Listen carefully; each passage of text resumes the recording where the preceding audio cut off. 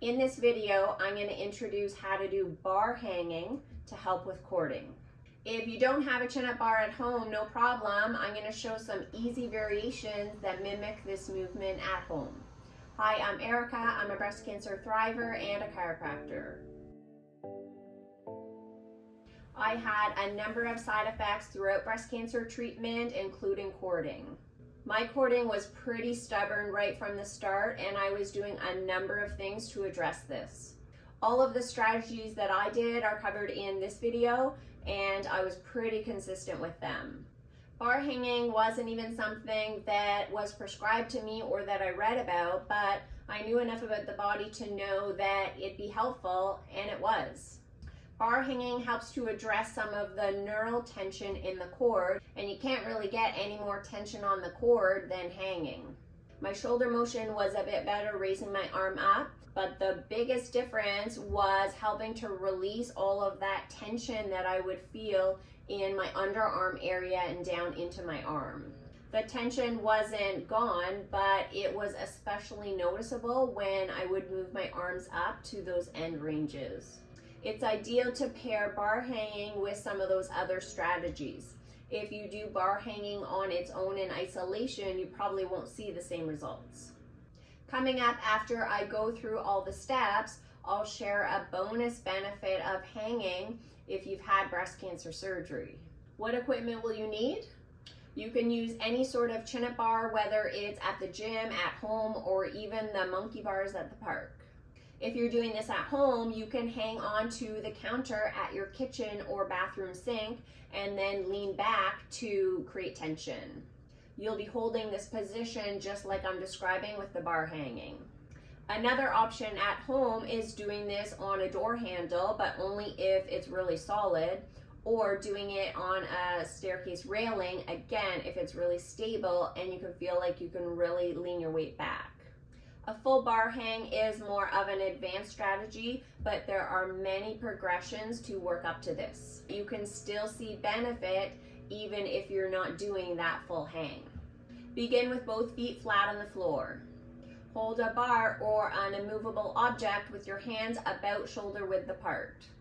Let your weight fall into your feet so you're leaning your weight down. If you're using a bar, then your grip can be palms facing towards you or palms facing away. You can also change the position of your hands if you're holding onto a door handle or a staircase railing. Changing your hand position will alter the line of tension that you feel.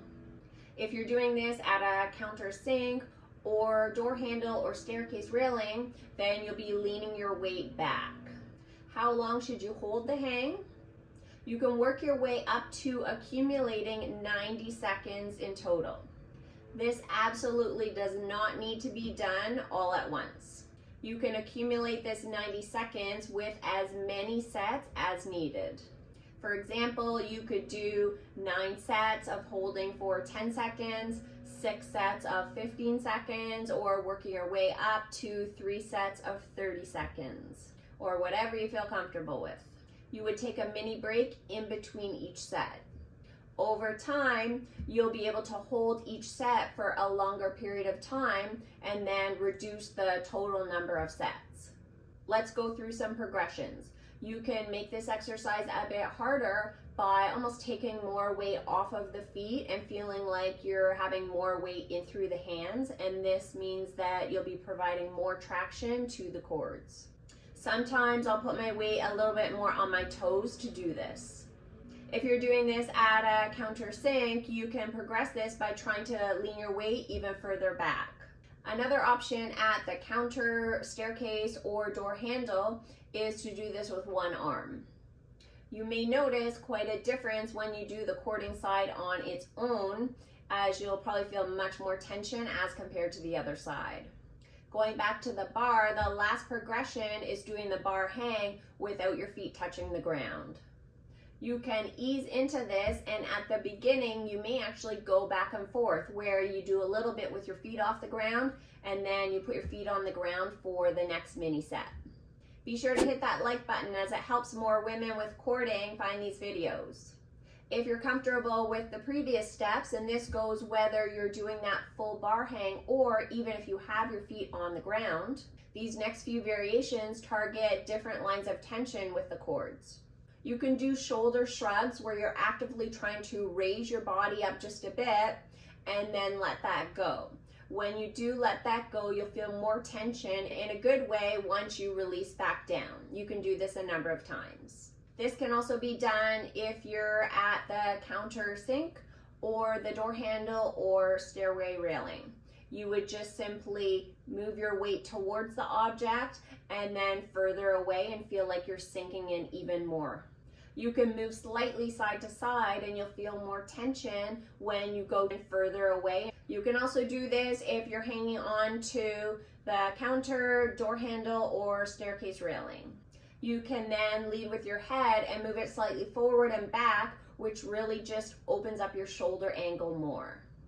This can also be done at home, hanging on to any of those objects in front of you.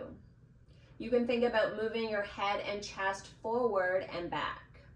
If you're doing any of the basic movements, you can likely start at about 6 weeks after surgery. Remember, start out very gently. If you're doing the full hang, you would want to wait at least 6 to 8 weeks after surgery, and this would also depend on your pre-surgery experience with doing this sort of movement. The frequency that you do bar hanging will depend on what other things you're doing to address cording. I ended up doing bar hanging a couple of times a week. I would typically do this at the end of my workout, and I found that pairing it with my workout just made it happen more consistently. My cording symptoms have improved, but I still do feel some tension down my arm. I don't do specific bar holds now, but in CrossFit, we're often doing things hanging from the bars. It's just the movement is more dynamic now rather than holding. If I wasn't doing this, then I would have bar holds in my routine continuously. The additional bonus that I alluded to with bar hangs is that it also works on grip strength. You may be thinking, who cares about my grip strength? But grip strength is actually highly correlated to shoulder function. It's not just our hand that's doing the holding. A lot of the bigger and the smaller muscles in the shoulder are working to stabilize too. After breast cancer, our shoulder function is often compromised from surgery, lymph nodes being removed, radiation, and in some cases reconstruction, especially if those implants were placed under the muscle. Hanging can be more of a challenge because of all of this, but training your grip strength with hanging will also help to improve your shoulder strength and function. If you haven't done anything like this before, there's definitely an adaptation period to starting this.